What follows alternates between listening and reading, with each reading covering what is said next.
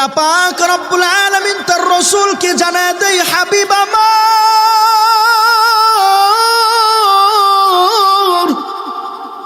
Mean I শাইইন খালাকা, আপনি বলেন তো দেখি মানুষদেরকে কোন জিনিস থেকে আমি আল্লাহ তাআলা বানাইলাম। রব্বুল আলামিন পরের আয়াতে নিজেই সেই প্রশ্নের জবাব দিচ্ছেন, মিন নুতফা। ও হাবিব আমার, বন্ধু আমার, ও পৃথিবীর মানুষরা একটু গভীর মনোযোগ দিয়ে শোনো। এই যে দুনিয়াতে তোমরা এত বাহাদুরি করো, দুনিয়াতে যে তোমরা এত অহংকারী করো, দুনিয়াতে যে তোমরা আমি আল্লাহকে ভুলে যাও, দুনিয়াতে যে তোমরা আখিরাতকে ভুলে যাও, এই দুনিয়াতে যে তোমরা দুনিয়াটাকে প্রাধান্য দিয়ে দাও, অথচ জানো না আমি আল্লাহ তোমাদেরকে এক ফোঁটা নাপাক পানি থেকে সৃষ্টি করেছি, ঠিক কিনা? যার কারণে মহান রব্বুল আলামিন জানায় দেয়, মিন নুতফা। ও পৃথিবীর মানুষ শোনো, তোমাদেরকে আমি আল্লাহ এক ফোঁটা নাপাক পানি থেকে সৃষ্টি করেছি। যে নাপাক পানি থেকে সৃষ্টি করিয়া আমি আল্লাহ তাআলা প্রমাণ করে দিয়েছি, রে বান্দা, অহংকার করা যাবে না। ও বান্দা, তুমি কোনো গুনাহের কাজ করতে পারবা না। ও বান্দা, দুনিয়াতে তুমি বাহাদুরি করতে পারবা না, সম্পদের বড়াই করতে পারবা না, শিক্ষা দিয়ে অহংকার করতে পারবা না, তোমার ধন সম্পদ দিয়ে তুমি মানুষের উপর জুলুম করতে পারবা না। কারণ তোমার অস্তিত্বটাই হলো একটা নাপাক নগণ্য পানির দ্বারা, ঠিক কিনা? আল্লাহ নাপাক পানি দ্বারা বানাইলেন, বুঝাই দিলেন, বান্দা যত যাই করো, আমি আল্লাহর কাছে কোনো বাহাদুরি নাই, কারণ আমি তোমাকে কোনো পবিত্র পানি দ্বারা বানাই নাই, একটা নাপাক পানি দ্বারা বানাইছি। আল্লাহু আকবার। এরপরে মহান রব্বুল আলামিন রাসূলকে জানায় দেয়, হাবিব আমার, আপনি উম্মতদেরকে জানায়া দেন, মানুষদেরকে এক ফোঁটা নাপাক পানি থেকে আমি আল্লাহ তাআলা বানাইলাম। মায়ের গর্ভের মধ্যে বাচ্চাকে আমি আল্লাহ তাআলা সৃষ্টি করেছি। ওই বাচ্চাটা মিন নুতফাতিন খালাকাহু ফাকদ্দার, এই বাচ্চাটাকে আমি আল্লাহ তাআলা একটা আকৃতি দান করলাম, গঠন দান করলাম। এবার তাকে সুন্দর করে সুগঠিত করে ফেললাম, কারণ এই বাচ্চাটা দুনিয়ার জমিনে আসার পরে তো সে দুনিয়াতে চলাফেরা করবে। এই বাচ্চাটা দুনিয়ার জমিনে আসার পরে সে সুস্থভাবে দুনিয়াতে চলাফেরা করতে চাইবে। যার কারণে আল্লাহ পাক রব্বুল আলামিন বলেন, ফাকদ্দার, আমি তাকে সুন্দর একটা দেহ দান করলাম, সুন্দর গঠন দান করলাম। এরপরে আল্লাহ পাক রব্বুল আলামিন বলেন, সুম্মাস সাবিলা ইয়াসসারা। ও পৃথিবীর মানুষ শোনো, এই যে সুন্দর দেহ দান করলাম, এই দেহটা দুনিয়ার জমিনে আগমন করার জন্য, এই সুন্দর বাচ্চাটা দুনিয়াতে আগমন করার জন্য আমি আল্লাহ তাআলা সুন্দর একটা রাস্তা দান করে দিলাম। ওই রাস্তাটা আমি আল্লাহ এত সুন্দর করে দিলাম যে আমার মায়েরা হাজার ব্যথা পাইলেও ওই ব্যথাটা মায়েরা সহ্য করে নিতে পারে, ঠিক কিনা? আল্লাহ পাক কি ধর্ম দিয়েছেন, আল্লাহ পাক কি সুন্দর দিন আমাদেরকে দিয়েছেন, সিস্টেম করে দিয়েছেন যে একজন মানুষ মারা গেলে তাকে মাটির নিচে এত সুন্দর করে একদম যত্ন সহকারে কবর করে খনন করে সেখানে ওই মুসলিম মানুষের লাশটাকে দাফন করা হয়, যত্ন সহকারে তার চেহারাটা কিবলামুখী করে দেওয়া হয়।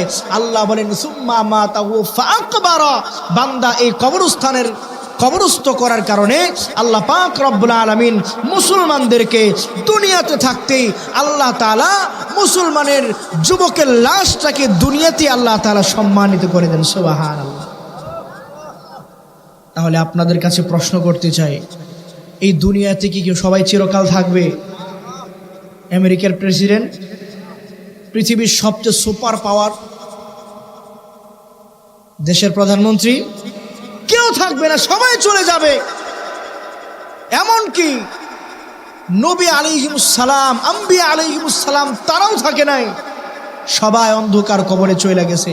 কিন্তু কি নিয়ে যাবেন? অন্ধকার কবরে গেলে ভাই আপনার সাথে ভালো আচরণ হবে না, আপনাকে ফেরেশতা চিনবে না, আপনার সম্পদ আপনাকে চিনবে না, আপনার ক্ষমতা ফেরেশতা আপনার ক্ষমতার দিকে তাকায়াও দেখবে না। অন্ধকার কবরে যাওয়ার পরে ফেরেশতারা দেখবে আপনার ঈমান, দেখবে আপনার আমল, আপনার কোরআন তেলাওয়াত, আপনার ভালো কাজ, এইগুলো ফেরেশতারা দেখবে। কিন্তু দুনিয়ার বাহাদুরি, দুনিয়াতে আপনি অনেক কিছু ছিলেন, আপনাকে দেখলে এলাকার সবাই দূর থেকে দেখলে সালাম দিত। এমন মানুষ আছে না নাই সমাজে, দেখলে দূর থেকে সালাম মারে, অথচ ভিতরে ভিতরে শয়তানি শেষ নেই কোনো, আছে না নাই? দুনিয়াতেই শয়তান হয়েও বাহাদুরি করা যায়, আখেরাতে শয়তানের বাহাদুরি নাই, বরং আখেরাতে আল্লাহ পাক রব্বুল আলামিনের ঈমানদার মুমিন বান্দা যারা শুধুমাত্র হাসরের ময়দানে, কবরের জগতে, ফুলসিরাতের জগতে, সব জায়গায় মুমিনদের রাজত্ব চলবে। আল্লাহু আকবার। আমার মুসলমান ভাই, গভীর মনোযোগ দিয়ে দিলের কানটা লাগাও।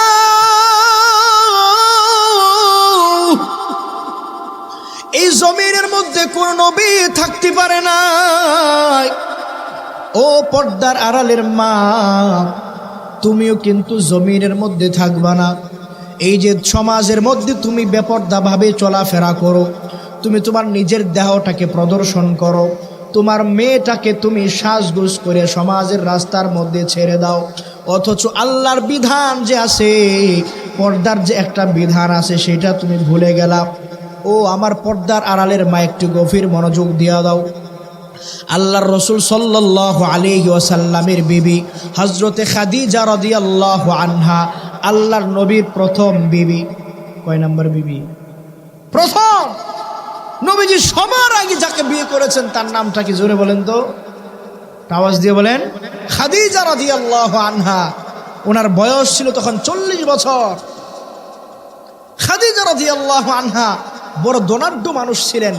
তিনি নবীজির তরে, নবীজির কদম মুবারকে ইসলামের জন্য ওনার সমস্ত সম্পদগুলা নবী সাল্লাল্লাহু আলাইহি ওয়াসাল্লামের দরবারে খাদিজা সব বিলীন করে দিয়েছেন। নবীজিকে ডাক দিয়ে বলেন, ইয়া রাসূলুল্লাহ, আপনি যা বলবেন তাই। আমি এত সম্পদের মালিক, আমি আমার সব সম্পদগুলা আপনার কদমে আমি হাওয়ালা করে দিলাম, আপনার কদম মুবারকে আমি দিয়ে দিলাম। আপনার যা মনে চায় আপনি তাই করবেন, আমি খাদিজার কোনো আপত্তি নাই। আল্লাহু আকবার বলেন।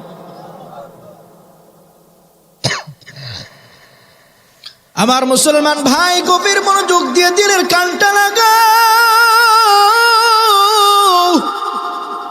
যে খাদিজা রাদিয়াল্লাহু আনহা নিজের সব সম্পদগুলো নবীজির তরে তিনি বিসর্জন করে দিলেন, যে খাদিজা রাদিয়াল্লাহু আনহা নবীজির তরে সব কিছুকে তিনি বিসর্জন করে দিলেন, ওই খাদিজা রাদিয়াল্লাহু আনহা যখন তিনি অন্ধকার কবরের দিকে রওনা হয়ে যাবেন, খাদিজা রাদিয়াল্লাহু আনহা যখন তিনি দুনিয়ার সফর ছেড়ে আখিরাতের সফরের দিকে রওনা হয়ে যাবেন, খাদিজা রাদিয়াল্লাহু আনহার মনের ভিতরেও ভয়,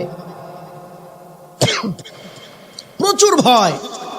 খাদিজা নবীজিকে ডাক দিয়ে বলে, ইয়া রাসূলুল্লাহ, আমি যে আপনার সাথে এতদিন কাটাইলাম, আমার ভয় হয় কবরের মধ্যে যাওয়ার পরে ফেরেশতারা আমার সাথে কেমন আচরণ করে, আমার তো জানা নাই।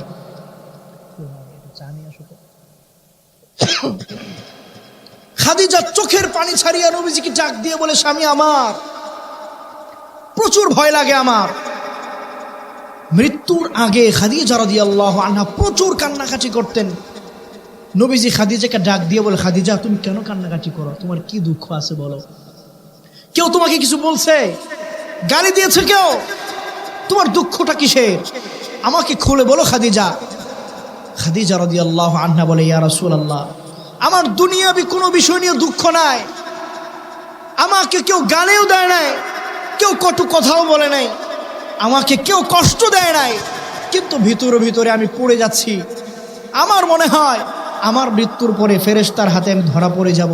যদি আযাবের ফেরেশতার হাতে ধরা পড়ে যায় তো আমি খাদিজাকে আল্লাহ জাহান্নামের আসামি বানায় দিবেন।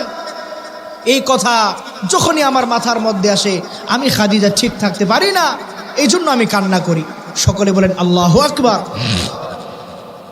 এমন ভয় আপনার আমার মধ্যে আছে? কতটুকু আছে? খাদিজার মতো ভয় আমাদের মা বোনদের ভিতরে নাই, হযরত আবু বকরদের মতো ভয় আমাদের ভিতরে নাই। যার কারণেই তাদেরকে বলা হয়েছে এরা হলো জান্নাতি মানুষ, আর আমাদেরকে তো কোনো ঘোষণা নাই নিজের পিছনের জিন্দিগির দিকে তাকাইলে মনে হয় হিসাব কিতাব দরকার নাই, বিনা হিসাবেই জাহান্নামেই যাব। কারণ আপনি আমি কি গুনাহ করছি সেটা আপনি আমি ভালো জানি। এমন এমন গুনাহ করেছি যে গুনাহগুলো প্রমাণ করে যে আমার ঠিকানা মনে হয় জাহান্নাম ছাড়া কোনো উপায় নেই। অথচ সেই সময়ে সাহাবায়ে কেরামরা তারা গুনাহ করার পরে সঙ্গে সঙ্গে নবীজির দরবারে গিয়ে বলতো, ইয়া রাসূলুল্লাহ, গুনাহ তো একটা করে ফেলছি, আল্লাহ কি আমার মাফ করবে? নবী আলাইহিস সালাম বলতেন, হ্যাঁ মাফ করবে, শর্ত আছে। কি শর্ত? ওই সদকা করো। গুনাহ করছো তো সদকা করে দাও। সদকা করে আল্লাহর কাছে 2 রাকাত নফল নামাজ আদায় করে আল্লাহর কাছে পানা চাও, তো আল্লাহ তাআলা মাফ করে দিবেন। এই কাজ আমি আপনি করি? আরে গুনাহ তো সবাই করে, কিন্তু গুনাহ করার পরে খাঁটি দিলে গুনাহ থেকে পানা চাওয়ার জন্য 2 রাকাত নফল নামাজ আদায় করে আল্লাহর কাছে মাফ চায় এমন মানুষের সংখ্যা কম না বেশি? কম মানে নাই, 1% হয়তো আছে। বেশির মানুষের সংখ্যা হলো যে গুনাহ করতেছে কোনো খবর নাই। আমার মুসলমান ভাই, গভীর মনোযোগ দিয়ে দিলের কানটা লাগাও। খাদিজা রাদিয়াল্লাহু আনহা আল্লাহর নবীর এত কাছের মানুষ হওয়া সত্ত্বেও তার মনের ভিতরে কবরের ভয় আসে না নাই? জাহান্নামের আযাবের ভয় আসে না নাই? আওয়াজ দিয়ে বলেন। খাদিজা রাদিয়াল্লাহু আনহা রাসূলকে ডাক দিয়ে বলে, হাবিব আমার ভয় হয় না, জানি আল্লাহ তাআলা আমাকে জাহান্নামের আসামি বানায় ফেলবে। হাবিব আমার ডাক দিয়ে বলেন, খাদিজা শোনো, বলো তোমার এমন কি ভয়? আমি পয়গম্বরের কাছে তোমার কোনো আবদার আছে নাকি? খাদিজা রাদিয়াল্লাহু আনহা ডাক দিয়ে বলে, হ্যাঁ, আমি আপনার কাছে 3টা বিষয় আবদার করতে চাই। আমি দুনিয়া থেকে অন্ধকার কবরের দিকে রওনা হয়ে যাব। আমার কেমন জানি মনে হচ্ছে আমি খুব বেশি দিন বাঁচব না, কখন যেন আমি অন্ধকার কবরের পথিক হয়ে যাই আমি জানি না, কিন্তু আমি আপনার থেকে 2টা আবদার করতে চাই। আপনি কি আমার সেই 3টা আবদার পূরণ করবেন কিনা? রাসূলুল্লাহ ডাক দিয়ে বলে, খাদিজা বলো, তুমি যে তোমার সারা জীবন আমি পয়গম্বরের জন্য বিলীন করে দিয়েছো, আমি রাসূলুল্লাহ শেষ বয়সে তোমার 3টা আবদার রক্ষা করতে চাই। এবার খাদিজা রাদিয়াল্লাহু আনহা চোখের পানি ফালায়া নবীজিকে ডাক দিয়ে বলে, ইয়া রাসূলুল্লাহ, 1 নাম্বার আপনার কাছে আমার 1 নাম্বার আবদার হলো, আমি যখন দুনিয়া থেকে বিদায় হয়ে যাব, আমার বিদায় হওয়ার পরে আমাকে গোসল করানোর পরে আমার শরীরের মধ্যে যে কাফনের কাপড়টা পরাবেন, এটা সাধারণ কোনো কাফনের কাপড় না, বরং আমি খাদিজা চাই আপনি রাসূল নিজের গায়ের জুব্বা দিয়ে আমি খাদিজাকে কাফনের কাপড় পরাবেন। আল্লাহু আকবার। হাবিব আমার ডাক দিয়ে বলে, খাদিজা শোনো, তোমার 1 নাম্বার আবদার আমি গ্রহণ করে নিলাম, এবার তুমি 2 নাম্বারটা বলো, আর কি চাও? খাদিজা রাদিয়াল্লাহু আনহা ডাক দিয়া বলে, আমার মৃত্যুর পরে আমি খাদিজার জন্য যে কবরটা খনন করা হবে, ওই কবরের মধ্যে আপনি নামবেন, নামার পরে আপনার গায়ের মধ্যে সেই কবরের ধুলাবালিগুলো লাগাবেন, ওই কবরের মধ্যে আপনি একটু ঘোরাঘুরি করবেন। আমার আল্লাহ, আমি আল্লাহকে যারা ভুলিয়া যায়, ইসলামকে যারা ভুলিয়া যায়, আমি আল্লাহ সব মানুষদেরকে ক্ষতিগ্রস্তদের মধ্যে ফালায়া দিই। নাউজুবিল্লাহ। এই জন্য আল্লাহকে ভোলা যাবে না, কবর কেউ ভোলা যাবে। বিশাল বড় বাংকার বানায় সেই জায়গার মধ্যে আশ্রয় নিবে। আমার আল্লাহ কি ওই ব্যক্তির মধ্যে আল্লাহ তাআলা মালাকুল মাউত আজরাইলকে পাঠাইবেন কিনা? পাঠাইবেন না? এই জন্য মুমিন, তুমি যতই বড় লোক হও না কেন, তুমি যতই কোটিপতি হও না কেন, যত ক্ষমতাধর হোক না কেন, ওই মরণ থেকে তুমি কোনোদিন পালাইতে পারবা না। ও আমার মুসলমান ভাই, ওই সমাজের মধ্যে কবরের পাশ দিয়ে চলে যাও, কবরস্থানের পাশ দিয়ে প্রতিদিন যাওয়া আসা করো, অথচ একটা বারও চিন্তা করো না আমার তো কবরে যাওয়া লাগবে, এই কবরস্থানের মধ্যে তো আমার ভাই শুয়ে আছে, এই কবরস্থানের মধ্যে তো আমার বাবা শুয়ে আছে, এই কবরস্থানের মধ্যে তো আমার ভাতিজা শুয়ে আছে, এই কবরস্থানের মধ্যে তো আমার মা শুয়ে আছে, এই কবরস্থানের মধ্যে তো আমাদের পূর্বপুরুষেরা শুয়ে আছে। কেন এমন কি হয়ে গেল যার কারণে আল্লাহকে ভুলে গিয়া, খবরকে ভুলে গিয়া ওই মরতে যে হবে, মৃত্যুবরণ করতে হবে, সেটা বান্দা ভুলে গেলা। ও আমার মুসলমান ভাই, গভীর মনোযোগ দেন। আজ থেকে 10 বছর আগে যদি কোনো এলাকার মধ্যে একজন মানুষ মারা যাইত, ওই এলাকার মধ্যে শোকের মাতম চলে আসতো, এই এলাকাটা কেমন যেন নিস্তব্ধ হয়ে যাইত, মানুষগুলোর মধ্যে কেমন যেন পরিবর্তন চলে আসতো। যে মানুষটা নামাজ আদায় করতো না সে নামাজি হয়ে যাইত, যে ব্যক্তি আল্লাহকে ভয় করতো না তার মনের মধ্যে আল্লাহর ভয় চলে আসতো, যেই মা পর্দা করতো না ওই সমাজের মধ্যে তার মতো একজন মহিলা মারা যাওয়ার কারণে ওই মা সেদিন থেকে পর্দা করা শুরু কইরা দিত। যে দোকানদার ভাই মানুষকে ওজন কম দিত, ওই তার এলাকায় একজন মানুষ মারা যাওয়ার কারণে সে তার ওজনটা ঠিকঠাক মতো বিজনেস করতো। কিন্তু এখন এমন সময় হয়ে গেছে, এমন এক যুগ চলে আসলো, এলাকা তো দূরের কথা, পাশের বাড়িতে মানুষ মারা গেল মানুষের মধ্যে পরিবর্তন আসে না, কোনো পরিবর্তন আসে না। অথচ আগে মানুষ মারা গেলে বুঝতো যে আমারও না জানি কখন মরণ হয়ে যায়। আর এখন মানুষ এই মৃত্যুটাকে একটা খামখেয়ালি বানায় নিছে। আরে মোর শুধু কি হয়েছে, তেমন দুঃখ কষ্ট কিছুই লাগে না, কারণ মানুষের ভিতর থেকে মায়া, দয়া, মোহাব্বত, আল্লাহর প্রতি যে ভালোবাসা সব কিছু উঠে গেছে। অথচ আল্লাহ পাক রব্বুল আলামিন বলেন, বান্দা তুমি জানো না তুমি আমাকে ভুলে গেলা, তোমার অস্তিত্ব কোথায়? আমি আল্লাহ তোমাকে কোত্থেকে সৃষ্টি করেছি, আমি আল্লাহ তোমাকে কোন জায়গা থেকে বানাইলাম। ও পর্দার আড়ালের মা, তুমি জানো না তোমার গর্ভের মধ্যে আমি কিভাবে আল্লাহ একজন বাচ্চাকে তোমার গর্ভের মধ্যে ধারণ করার ক্ষমতা দান করেছি। রব্বুল আলামিন সূরা আবাসের মধ্যে জাগ দিয়ে বলেন, মিন আই শাইইন খালাকা মিন নুতফা। আল্লাহ তাআলা তার রাসূলকে প্রশ্ন করেন, হাবিব আমার আপনি বলেন তো মানুষ জাতিকে কোত্থেকে সৃষ্টি করা হয়েছে, কোন জায়গা থেকে তাদেরকে বানানো হয়েছে? আল্লাহু আকবার বলেন।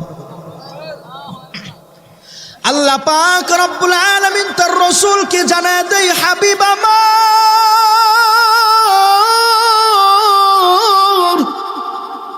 মিন আই শাইইন খালাকা, আপনি বলেন তো দেখি মানুষদেরকে কোন জিনিস থেকে আমি আল্লাহ তাআলা বানাইলাম। রব্বুল আলামিন পরের আয়াতে নিজেই সেই প্রশ্নের জবাব দিচ্ছেন, মিন নুতফা। ও হাবিব আমার, বন্ধু আমার, ও পৃথিবীর মানুষরা একটু গভীর মনোযোগ দিয়ে শোনো।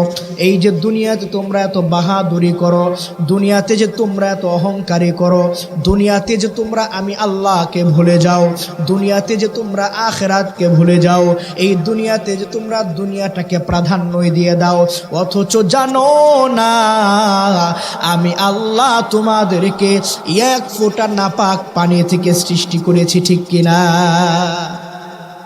যার কারণে মহান রব্বুল আলামিন জানায় দেয়, মিন নুতফা।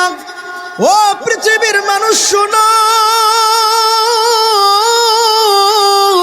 তোমাদেরকে আমি আল্লাহ এক ফোঁটা নাপাক পানি থেকে সৃষ্টি করেছি। যে নাপাক পানি থেকে সৃষ্টি করিয়া আমি আল্লাহ তাআলা প্রমাণ করে দিয়েছি, রে বান্দা অহংকার করা যাবে না। ও বান্দা তুমি কোনো গুনাহের কাজ করতে পারবা না। ও বান্দা দুনিয়াতে তুমি বাহাদুরি করতে পারবা না, সম্পদের বড়াই করতে পারবা না, শিক্ষা দিয়ে অহংকার করতে পারবা না, তোমার ধন সম্পদ দিয়ে তুমি মানুষের উপর জুলুম করতে পারবা না, কারণ তোমার অস্তিত্বটাই হলো একটা নাপাক নগণ্য পানির দ্বারা, ঠিক কিনা? আল্লাহ নাপাক পানি দ্বারা বানাইলেন, বুঝাই দিলেন, বান্দা যত যাই করো আমি আল্লাহর কাছে কোনো বাহাদুরি নাই, কারণ আমি তোমাকে কোনো পবিত্র পানি দ্বারা বানাই নাই, একটা নাপাক পানি দ্বারা বানাইছি। আল্লাহু আকবার। এরপরে মহান রব্বুল আলামিন রাসূলকে জানায় দেয়, হাবিব আমার আপনি উম্মতদেরকে জানায়া দেন, মানুষদেরকে এক ফোঁটা নাপাক পানি থেকে আমি আল্লাহ তাআলা বানাইলাম। মায়ের গর্ভের মধ্যে বাচ্চাকে আমি আল্লাহ তাআলা সৃষ্টি করেছি। ওই বাচ্চাটা মিন নুতফাতিন খলাকাহু ফাকদ্দার, এই বাচ্চাটাকে আমি আল্লাহ তাআলা একটা আকৃতি দান করলাম, গঠন দান করলাম। এবার তাকে সুন্দর করে সুগঠিত করে ফেললাম। কারণ এই বাচ্চাটা দুনিয়ার জমিনে আসার পরে তো সে দুনিয়াতে চলাফেরা করবে। এই বাচ্চাটা দুনিয়ার জমিনে আসার পরে সে সুস্থভাবে দুনিয়াতে চলাফেরা করতে চাইবে। যার কারণে আল্লাহ পাক রব্বুল আলামিন বলেন ফাকদ্দার, আমি তাকে সুন্দর একটা দেহ দান করলাম, সুন্দর গঠন দান করলাম। এরপরে আল্লাহ পাক রব্বুল আলামিন বলেন সুম্মাস সাবিলা ইয়াসসারা, ও পৃথিবীর মানুষ শোনো, এই যে সুন্দর দেহ দান করলাম, এই দেহটা দুনিয়ার জমিনে আগমন করার জন্য, এই সুন্দর বাচ্চাটা দুনিয়াতে আগমন করার জন্য আমি আল্লাহ তাআলা সুন্দর একটা রাস্তা দান করে দিলাম। ওই রাস্তাটা আমি আল্লাহ এত সুন্দর করে দিলাম যে আমার মায়েরা হাজার ব্যথা পাইলেও ওই ব্যথাটা মায়েরা সহ্য করে নিতে পারে, ঠিক কিনা? মেডিকেল সায়েন্স বলে মা মহিলাদের বাচ্চা হওয়ার সময় যে ব্যথা হয়, ওই ব্যথার মতো আর কোনো ব্যথা হয় না রে মুমিন। তদুপরি রব্বুল আলামিন ওই ব্যথাটা সহ্য করার মতো ক্ষমতা দান করেছেন। জুড়ে বলেন ঠিক কি ঠিক না? এটাই আল্লাহ বলেন সুম্মাস সাবিলা ইয়াসসারা, ও বান্দা দুনিয়াতে তোমাকে আমি আগমন করাইলাম, দুনিয়াতে তুমি চলে আসলা। দুনিয়াতে চলে আসার জন্য তোমার সব কিছু আমি করে দিলাম। দুনিয়াতে কেমন করে চলবা, দুনিয়াতে কেমন করে খাইবা, দুনিয়াতে কেমন করে কথা বলবা, দুনিয়াতে কেমন করে মানুষের সঙ্গে আচরণ করবা, দুনিয়াতে তোমার দুনিয়ার জিন্দেগির চলাটা কেমন হবে, আমি আল্লাহ সেই সব রাস্তাগুলো সুন্দর করে তোমার জন্য সহজ করে দিলাম। সুবহানাল্লাহ। মাওলা তোমারও লাগিয়া কাঁদে আমার প্রাণ, তোমারও লাগিয়া কাঁদে আমার প্রাণ, আছো কত দূরে,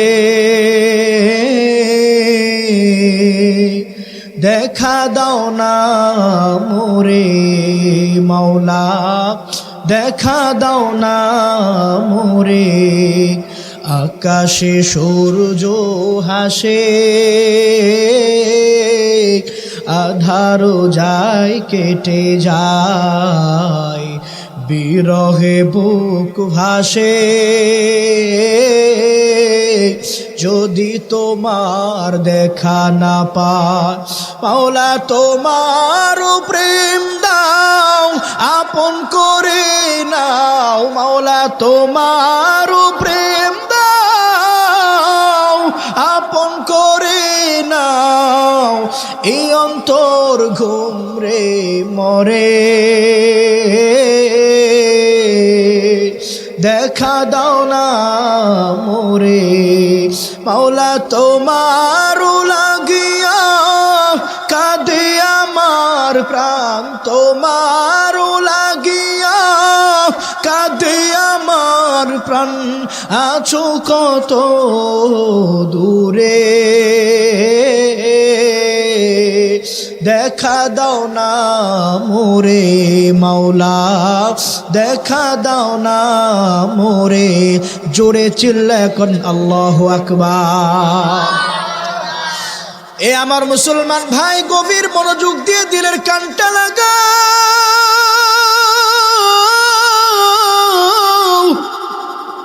আমার আল্লাহ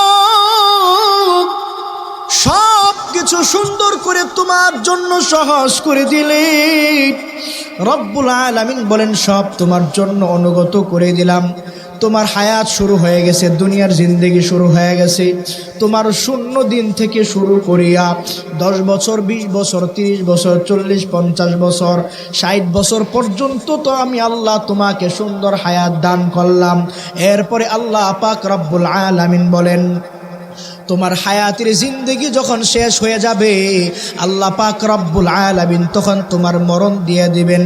এরপরের আয়াতে আল্লাহ তাআলা বলেন, সুম্মা আমাতাহু ফাআকবারা। ও বান্দা, তোমার মরণ হয়ে যাবে। প্রশ্ন আসতে পারে, মানুষের মরণের পরে মানুষকে কেন কবরস্থানের মধ্যে দাফন করা হয়? মানুষের মৃত্যুর পরে ওই সাদা কাফনের কাপড় পেঁচায়া কেন মানুষকে অন্ধকার কবরের মধ্যে রেখে আসতে হয়? প্রশ্ন আসে কি আসে না? কেন এটা? মুসলিম ধর্মের মধ্যে একজন মুসলমান মারা গেলে তাকে কাফনের কাপড় পরে জানাজার নামাজ পড়ানোর পরে তাকে অন্ধকার কবরের মধ্যে রেখে আসতে হয়। তার কারণটা কি? আল্লাহ এই আয়াতের মধ্যে বলেন সুম্মা আমাতাহু ফাআকবারা। এই আয়াতের ব্যাখ্যায় মুফাসসিরিন একরাম বলেছেন যে আল্লাহ পাক রব্বুল আলামিন মুসলমানদেরকে যদি কবরস্থ করার বিধান না দিতেন, তাহলে হয়তো কি মুসলমানদের লাশগুলা শেয়াল কুকুরে টেনে টেনে, হিংস্র প্রাণীগুলো এই মুসলমানদের লাশগুলো আপনার হিংস্র প্রাণী এরা টেনে টেনে হিসড়ে খাইতো এবং একজন মুসলমানের সম্মান হানি হইতো। ঠিক কিনা? স্বাভাবিক ব্যাপার। একটা লাশ পড়ে থাকলে রাত্রেবেলা শিয়াল খাবে না এটা? কারণ হলো ওই কবরের মধ্যে আপনার দেহ মোবারক লাগার কারণে আমি মনে করি ওই কবরে আল্লাহ তাআলা কোনোদিন আযাব দিবেন না। সুবহানাল্লাহ। খাদিজা রাদিয়াল্লাহু আনহা 3 নাম্বার আবদার বলে, হাবিব আমার 3 নাম্বার আবদার হলো আমাকে কবরস্থানে কবরস্থ করার পরে সময় যখন চলে আসবে আপনি চলে যাবেন না। আমি খাদিজাকে রেখে আপনি চলে যাবেন না। কারণ আপনি যদি চলে যান আর ওই সময় ফেরেশতারা যদি আমাকে প্রশ্ন করার জন্য আসে, আমি খাদিজা যদি প্রশ্নের জবাব দিতে না পারি তো ভয় পেয়ে যাব, জাহান্নামী হয়ে যাব। এই জন্য আপনি যাবেন না, বরং আমি খাদিজার প্রশ্নের জবাবগুলা দিয়ে আপনি কবরস্থান থেকে যাবে। রাসূলুল্লাহ ডাক দিয়ে বলে, খাদিজা শুনলাম তোমার 3টা আবদার আমি গ্রহণ করে নিলাম। ও আমার মুসলমান ভাই, পর্দার আড়ালের মা, সংক্ষেপ করে বলে শেষ করে দিব। খাদিজা রাদিয়াল্লাহু আনহার মরণ হয়ে গেছে। খাদিজা রাদিয়াল্লাহু আনহার 1 নাম্বার আবদার রাসূলুল্লাহ পূরণ করেছেন। তার নিজের গায়ের চাদর দ্বারা তিনি খাদিজাকে কাফনের কাপড় পরাইলেন। ওই কবরস্থানের মধ্যে নবীজি গড়াগড়িও করলেন। এবার 3 নাম্বার, খাদিজাকে যখন কবরের মধ্যে রেখে সবাই চলে আসবে, রাসূলুল্লাহ তো কবরস্থান থেকে যায় না। কারণ খাদিজাকে কথা দিয়েছে ওই ফেরেশতাদের সওয়াল জবাবের প্রশ্নের উত্তর দিয়ে তিনি যাবেন। রাসূল আমার খাদিজার কবরস্থানের সামনে দাঁড়ায় আসে। ওই দিকে আমার আল্লাহ জিব্রাইলকে পাঠিয়ে দিয়েছে, জিব্রাইল যাও। রাসূলুল্লাহকে ডাক দিয়ে বলো, কেন আপনি এই জায়গার মধ্যে দাঁড়ায় আছেন? রাসূল ডাক দিয়ে বলে, ও জিব্রাইল, খাদিজাকে আমি কথা দিয়েছিলাম এই খাদিজা রাদিয়াল্লাহু আনহার কবরের মধ্যে তার প্রশ্নের উত্তরগুলো আমি দিয়ে যাব। আল্লাহ পাক রব্বুল আলামিন জিব্রাইলকে জানায়া দেয়, ও জিব্রাইল, তুমি আমার বন্ধুরে জানায়া দাও খাদিজার জন্য আর বসে থাকা লাগবে না, বরং খাদিজার প্রশ্নের জবাব স্বয়ং আল্লাহ তাআলা দিয়ে দিবেন। সুবহানাল্লাহ। পাগল মন আমার তুমি কার লাগিয়া করলা রে সুখের ঘর, উপর তলায় বাতি জ্বলে, উপর তলায় বাতি জ্বলে, নিস্তলাতে অন্ধকার তুমি কার লাগিয়া করলা রে সুখের ঘর। পাগল মন আমার তুমি কার লাগিয়া করলা রে বাড়ি ঘর। দুদিনেরই রং তামাশা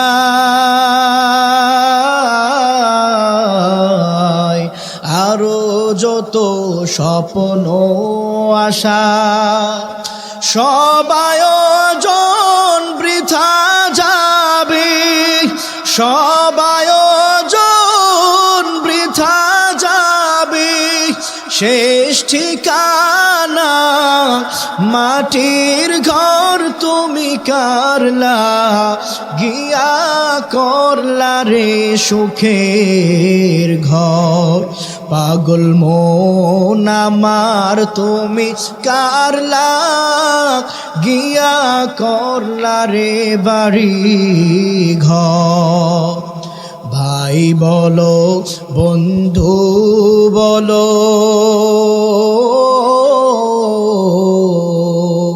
কেউ তো নয় আপন তোমার দু চারটা দিন কেঁদে হো দু চারটা দিন কেঁদে হো রাখবে না যে খোঁজ খবর তুমি কারলা গিয়া করলা রে সুখের ঘর পাগল মন আমার তুমি কারলা গিয়া করলা রে বাড়ি ঘর জোরে আওয়াজ দিয়ে বলেন মারহাবা।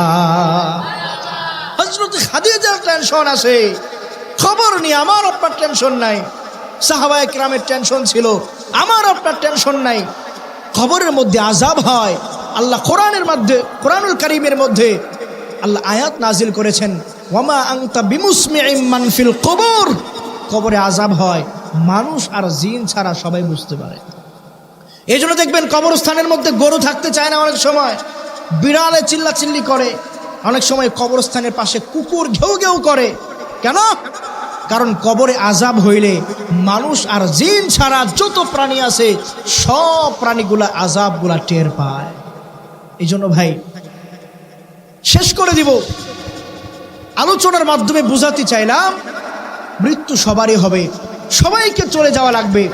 কবরস্থানের ভিতরে ওই 3.5 হাত মাটির ঘরে এটাই শেষ ঠিকানা আপনার, এটাই আপনার চিরস্থায়ী ঠিকানা। সেই চিরস্থায়ী ঠিকানায় যাওয়ার আগে প্রস্তুতিটা সেইভাবেই নিয়ে আপনি পরীক্ষার হলে যাওয়ার আগে প্রস্তুতি নেন না? বাচ্চার পরীক্ষার হলে যাওয়ার আগে প্রস্তুতি নেয় না? প্রাইভেট পড়ে, কোচিং করে, তো আপনি শেষ আপনার আপন ঠিকানায় যাবেন। আপনার প্রস্তুতিটা কি আছে? এই মাহফিল থেকে আপনারা বাড়িতে যেতে পারবেন কিনা তার গ্যারান্টি নাই। কখন কার মরণ হয়ে যায় কেউ বলতে পারে না। আল্লাহু আকবার। সন্তানের আগে বাবার মরণ হয়ে যায়, বাবার আগে সন্তানের মরণ হয়ে যায়। এজন্য শুধুমাত্র একটা কথাই মনে রাখবেন, যেখানেই কবর দেখবেন একটু দাঁড়ায়া যাবেন, এই কবরস্থানে তো আমার আপন জায়গা, এটাই আমার আসল ঠিকানা। সুতরাং গুনাহ করার আগে, যে কোনো খারাপ কাজ করার আগে অন্তত মাথায় এটা রাখবেন যে কবরতে যাওয়া লাগবে, আর কবরে যাব মানেই আল্লাহর কাছে তার প্রত্যেকটা গুনাহের জবাব দিতে হবে। বুঝতে পারছেন তো আলোচনা? ইনশাআল্লাহ আল্লাহ পাক রব্বুল আলামিন যে কথাগুলো বলেছি তার উপর পরিপূর্ণ আমল করে আমাদের কবরস্থানে, আমাদের শেষ ঠিকানা অন্ধকার কবরে যাওয়ার আগে পরিপূর্ণ প্রস্তুতি নিয়ে পূর্ণ মুমিন হয়ে অন্ধকার কবরে যাওয়ার তৌফিক দান করুন। সকলে পড়ুন আমিন। ওয়া আখিরু দাওয়ানা আনিল হামদুলিল্লাহি রাব্বিল আলামিন।